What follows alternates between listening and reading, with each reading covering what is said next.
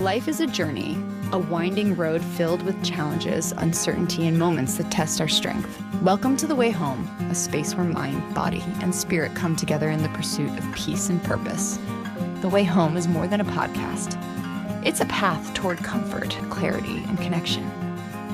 So wherever you are on your journey, take a deep breath, open your heart, and walk with us. This is The Way Home, presented by Plymouth Rock TV and Setting the Space. Hello everybody, it's The Way Home, and Sharmin Wengender, myself, Chuck Nilosek, we're here, hopefully providing you with some tools, some tips and tricks on some life skills. The roadmap. The roadmap to finding your way home. Yeah. And what does home mean? It's that place that you feel comfortable and safe. And it's to the self you were meant to be, the version of yourself, your best self. And today, we're talking about energy, and as somebody like yourself who has a lot on her plate, what does that mean to you? What does energy in your mind mean? So energy is our highest currency, right? It's the most valuable thing that we have. And we spend it so carelessly. And we really have to think about that where our energy, so basically I had said this phrase to you earlier, what you pay attention to, you've paid for that moment. You've bought that experience. Where thoughts go, energy flows. You're paying attention. You're giving your best self to something. So you chose it, right? We need to be mindful of what we're choosing, of what we're paying for. Another way of looking at this, some people get sort of, I think they say, addicted to their suffering. And the reason why that is because we've paid for it.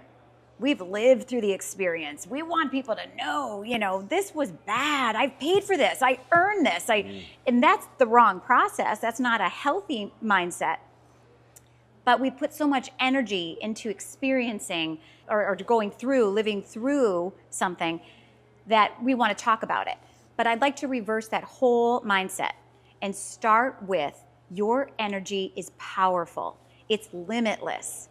And how you have that and how you dial into it begins with your thoughts and your feelings. So think about a goal. Think about what you want to accomplish. Maybe you just start your day, you get out of bed and you're like, today I want to do X, Y, and Z. So I want to be successful today. I want to be productive today.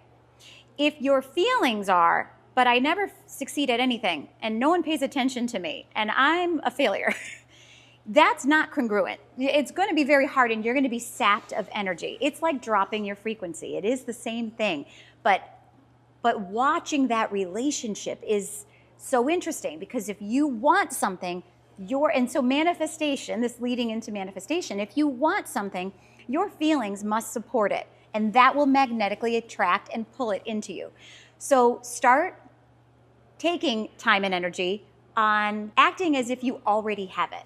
That's the power of manifestation. So you embody an energy like it's already your reality. Does that mean, okay, let's start there and ask me some questions, and then we'll fill in the gaps. I know that this is going to be meaningful to me because I think I struggle with this constantly where I expunge, I think of myself as an incredibly hard worker. You are. Well, I appreciate that, but I would say this, that I think that most of what I attribute the hard work to is the mental strain of being unable to sort of let go of the thoughts and the thinking and being up at 3 a.m, coming up with ideas or stressing about something, and you feel like you're just not off the clock. So even though I'm lying in bed, which wouldn't be for the observer thinking you're still working, you're working, and therefore you get exhausted. Well, you're sapping your energy because you're not congruent with your thoughts and your feelings. So then you're tired and you're not sleeping. And again, these are all whispers for self-reflection. Where's the incongruence? Where am I not? Let me ask you a question. Yeah. So break in there, because I think that there are also two, there's a definition of energy that the most common definition would be you get the caffeine, you get the food energy, you get the take the carbs before I run the marathon energy kind of thing. All important. Yes. All important. Yes. And how is that how is that different in terms of the energy that we're talking about with thoughts, or is it the same thing? No, they're different. Obviously, there's fuel energy, and I think that's, it's different but important. because your body is a machine. So you have to nourish your body, you have to nourish your mind, you have to nourish your spirit. And so these categories, it's not that you can be ignoring one and doing really well in another. But optimally, you're checking all systems all the time. And you got to feed the system. You got to give it the nutritious food. That will give you physical energy. But the energy that I'm referring to is different. Our life is basically one giant movie, okay? Yep. You are the main character in your movie. But so many people, maybe you, maybe me sometimes, we become a side character in our own movie. Do you understand what that means? Yeah. You think you're unimportant. You think you're not enough. You think you're being ignored by the world. You're the antagonist and the protagonist of your own movie. Yeah. But you're the writer, the director, and the main character. You really are. We all are. But we make people in our movie more important than us, right? We give them this better energy than us. Like we put them on a pedestal and we deplete ourselves because we view ourselves as less than, unimportant. Whatever we believe, our reality is going to reflect back to us. That's so important because the idea, that's a great metaphor, Sharmin, the movie concept, because you read a philosopher, not that I got a chance to talk to Aristotle or Plato, or maybe when I'm in my sleep or you're time traveling. Yeah. But they would say, the biggest enemy is yourself, and like you're your biggest. You're your biggest obstacle in anything that you do. Always. Yeah. Yet, we want to attribute that somewhere else. So somebody else's fault, or this is because I'm not tall enough, I'm not skinny enough, I'm not the right. But it's your movie. Yeah. What does main character energy feel like? It's so empowering, right? It's like, think about it for a minute. It feels so good. So if you can just imagine feeling like everything goes right. I mean, think about a main character. What happens? They have all the supporting people. It always has a happy ending. You're rooting for them. Yeah. But you're that character. It's so interesting. It's the way you talk to yourself. It's that inner dialogue. You make yourself that side character. You make other people in your movie more important. No. I got a great new metaphor too, because I'm thinking about, you're better for the metaphor. We talked about that. Yeah. And we're good at this, and hopefully people don't think we're crazy. But yeah. Well, they might. So when you're driving a car. Yeah. And the gasoline that you put in your car fuels the car. Right. And you go through gasoline quicker when you're fast, slow, brakes, fast, slow, as opposed to if you're going 55 miles an hour and steady, you're going to preserve more energy, which is thinking about the balance, right? If you're in a balanced situation. And I'll even take it a step further, because we were talking prior to the show about analytics of how the show is doing and who's watching or whatever. And there could be, if I told you that there was somebody on social media who commented on how you looked or what you said or called you dumb or stupid or whatever, you're instantly going to be affected by that. Now, I could be lying to you, I could be making it up, but I just affected your energy and your mindset. Now, that didn't happen, but if it did, your energy can turn on a dime, and then that's like slamming on the brakes in your car, where you're how many times have you gone, anybody, where in 1 minute you're feeling great and the next minute you're just like, I can't believe it. Again, the inner dialogue, thoughts and feelings. I mean, we're repeating ourselves and it's all layers, but you're right. In 1 minute, you can feel that depletion and you feel like, oh, I let that get to me. But that self-reflection, that's all you need, is you say, okay, I watched, I witnessed what I just did. And now I'm going to change my thoughts and I'm going to pump myself up. I am the main character and I'm going to embody that, like I'm going to win in the end. And these other people, they are the side characters. They do not matter. This is my story. Yeah. So you make it less important, and then the feelings are empowerment, and you feel happy and you feel all those good things. Now you have congruence. Now you have limitless power and potential. Do you feel this? You're a mom of three. I'm a dad of three. Yeah. Not the same three for the people out there, but are you only as strong, like because there's a lot of parents that will watch this. I know what you're going to say. And their energy. You're only as happy as your unhappiest child, kid, right? And that really taps my energy when I think of like the struggle that they might be going through, or whatever else. Yeah. So in some respects, it contradicts a little bit of what you're saying about you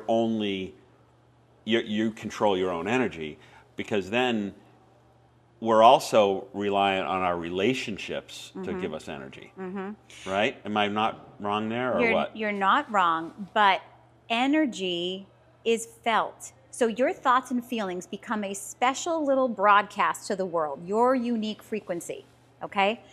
There's a saying that I love by Dr. Wayne Dyer, and that is, there are no private thoughts. What you are feeling and what you are thinking is your frequency, and it's felt by everyone around you. Yeah. So if you're in a space of, I believe that everything's going to work out, I love my son or daughter, I'm supporting them, and in the end, everything's going to work out. If you're in a positive mindset that there might be a challenge, but you'll fix it, that's being felt by everybody in the room. So it's not to say that you block out the world, but you are responsible for So do you yourself. believe that we're connected with Yes. everybody? Yeah. Oh, we So- absolutely are. Right. So we absolutely are in the quantum field. So your unique broadcast it's felt by your wife, it's felt by your children, it's felt by your coworkers. And we have to self-reflect, because obviously we have, situations where maybe the spouse or the child is having a bad day, is having a bad month, is in a rough spot. Number one, you have to protect your energy. And number two, you have to own yours, right? So protect yourself. How do you do that? People say that all the time, but I still have to go home, or I still have to go to work, and how do I maintain? You have to understand that how people treat you is always about them. That's their process. You can't absorb everybody's everything. It's not yours, it's their movie. And in your movie, you've got your own energy. So how somebody's treating you, and a lot of times, oh God, we can go into so many topics, because energy is such an interesting thing. Like the energy of envy and jealousy, who's supporting you. And you can own that. And again, we had said in I think our first show, you really cannot be tethered to other people's opinions, right? Precisely why is because how they treat you is about them, their own journey, their whatever is happening in their head. But if we're tethered to their opinion, we make it ours, and we sometimes shape shift, we sometimes manipulate who we are to try to make a better outcome with somebody else. Dropping out of our own authentic energy, it's not going to work. You're not going to change them, and you're not in your authentic energy. So this is a lot. So some people. So let me, Yes, because jump I'm in. trying to process this. Yeah, 'cause this is a deep one. It's a lot like frequency, but it's a little bit more. Ask and me a the question. basis of it, and I'll even go back to, I read something recently within the last couple of months, I think, about how a mother, right, who has a baby in her womb, right, is transferring all that energy, her thoughts, her worries, Yeah. everything. Yeah. Because if your thoughts are energy and your mood or disposition or whatever is energy and frequency and whatever, that baby's connected to you through Yeah. the umbilical cord. But also, just as you would affect somebody's energy in the room, oh my goodness, you're affecting the energy of that baby, and they feel it, and their personality is all being formed at that point. And if it's being formed in an environment, or literally an incubation uterus or something, of stress and anxiety and what have you, you would only expect that to be manifested in their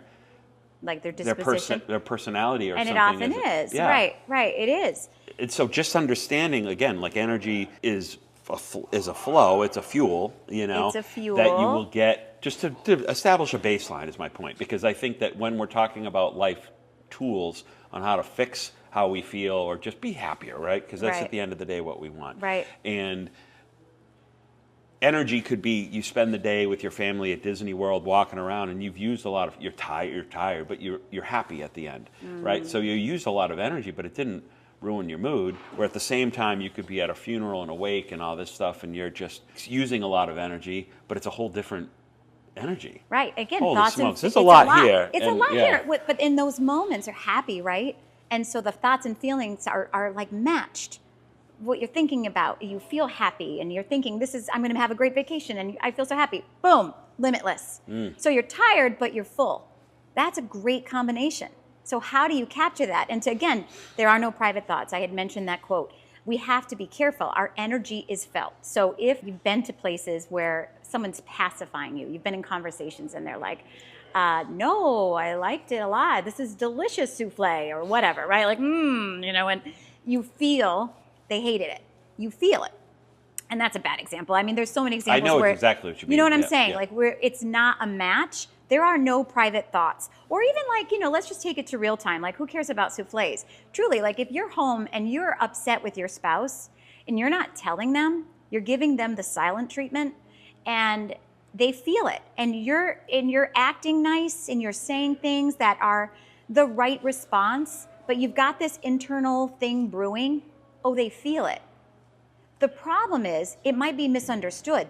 Energetically, they're feeling something's off, but now they're trying to guess and make assumptions, and they could be wrong. So there are no private thoughts. We have to remember that. Our energy is speaking for us at all times. That's why we know phony balonies. That's why we recognize them. We have that discernment where something's not right. It's energy. Our energy speaks. It gets to the room before we do. Right? And I mean, you can be wrong about that too, right? Because you can make a. Oh. You can.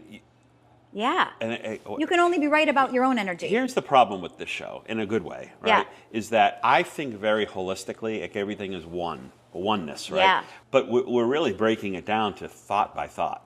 It's always thought by thought. We're a billion thoughts in it. How many thoughts does somebody have in a day? And I mean, is there even a science to that? Because so ask what you're broadcasting. This is what I'm asking everybody to do, is do the self-reflection. you can only imagine if I were to say to you at the beginning of the day, Yeah.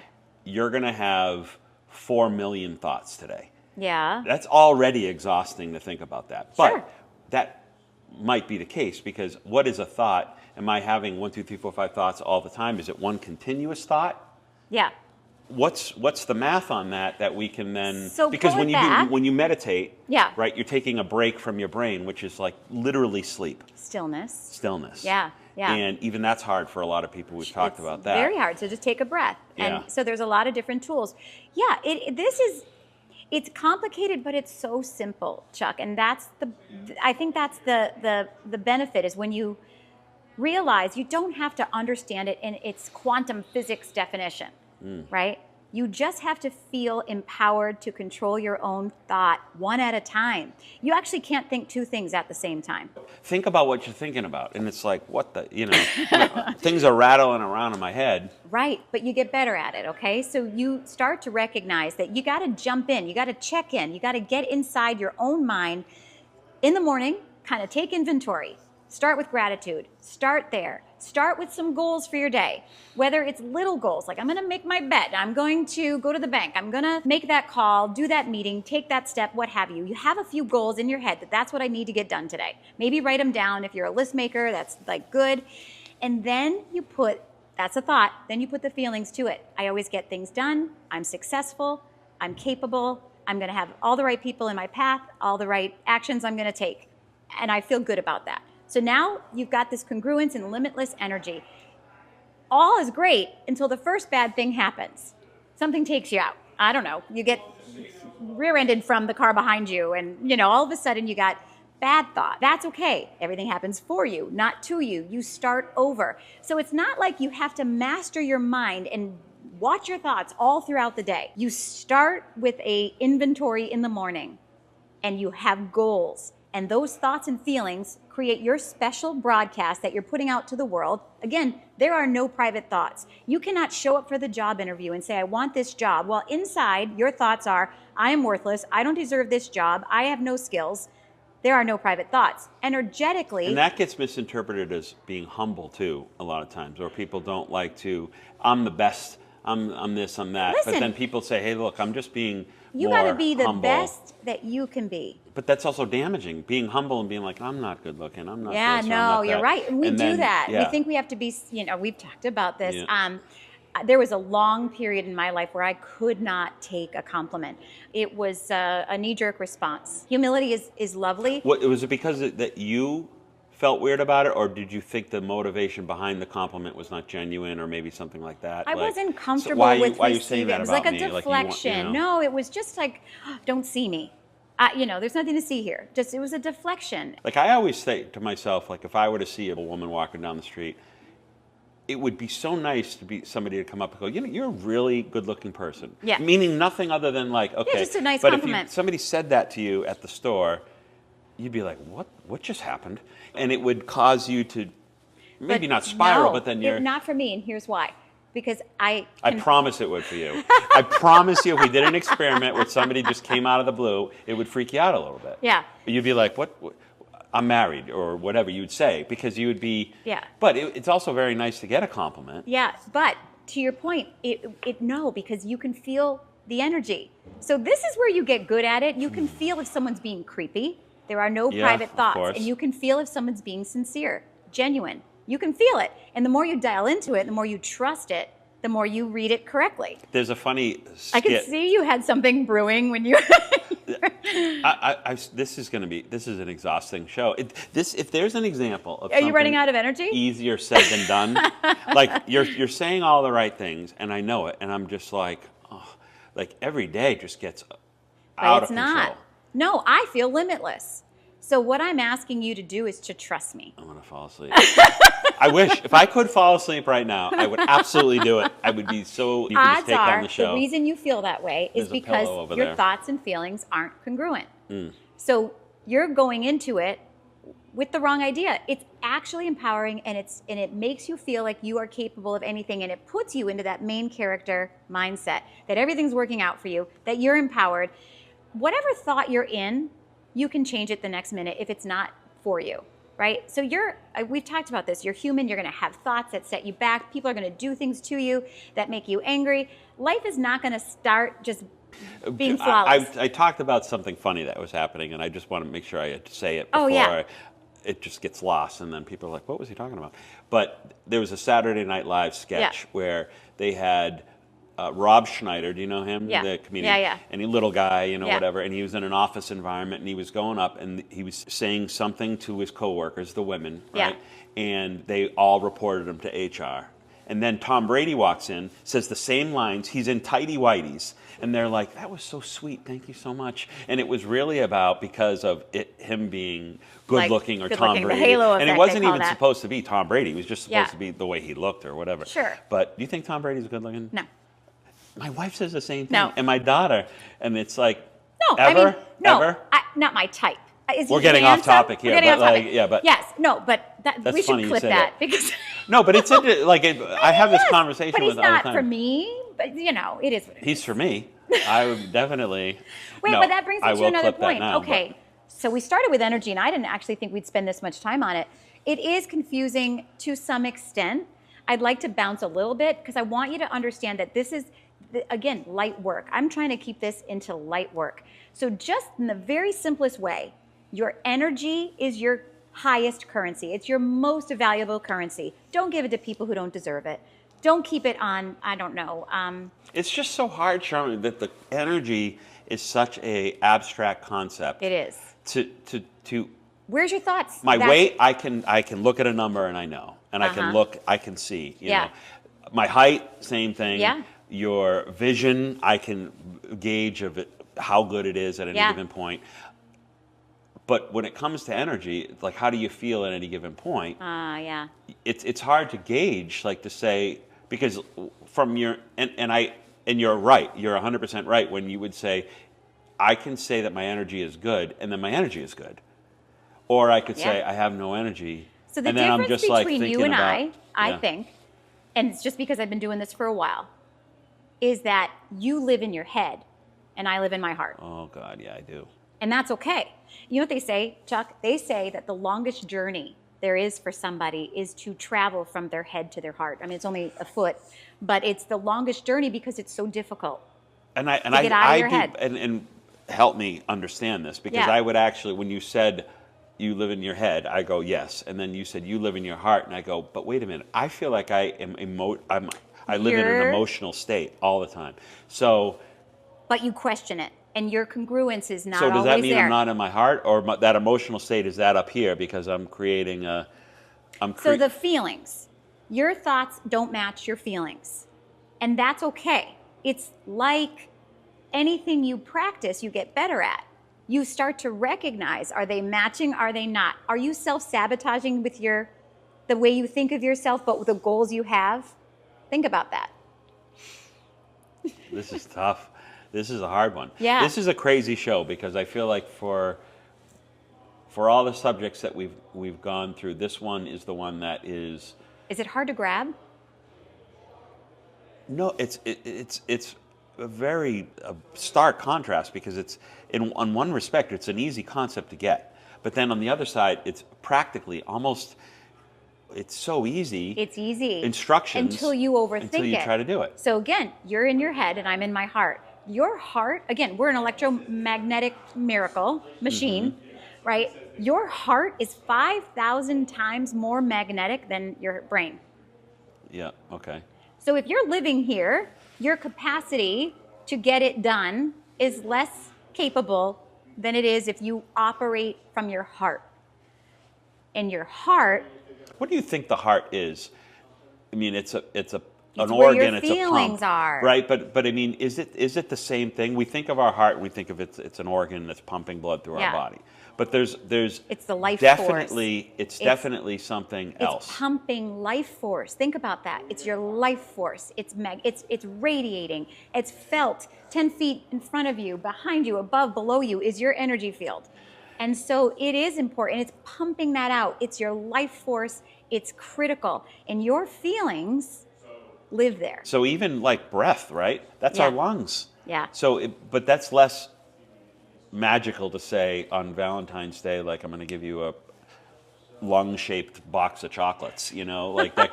but our lungs, like I've actually heard people say this, is that the breath is the life force of. And it's almost like the heart is this soul in us, and it's more. It exists in the same spot that the organ in our chest does of the heart, but the ventricles and the aorta and the ventricle, all that pumping the blood is boom. Yeah. But again, when your heart stops and your consciousness exists beyond, if you're somebody that believes of heaven and everything else.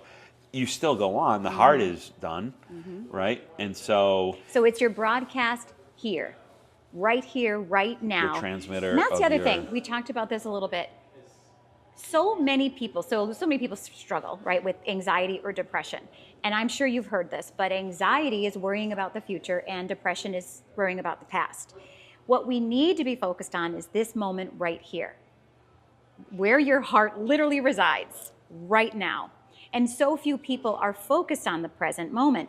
That's why it's called the present. It's a gift, right? It's like a gift to be in this moment for the people that you love and that you're sharing your time and space and energy with. It's such a gift, but it's a better gift to yourself. Because if you're future tripping and you're anxious about this or that, again, coherence and congruence with your thoughts and feelings, you say, I want to be happy in my relationships. But when you're in the company of the people you love, are you in your head worrying about things that are in the future?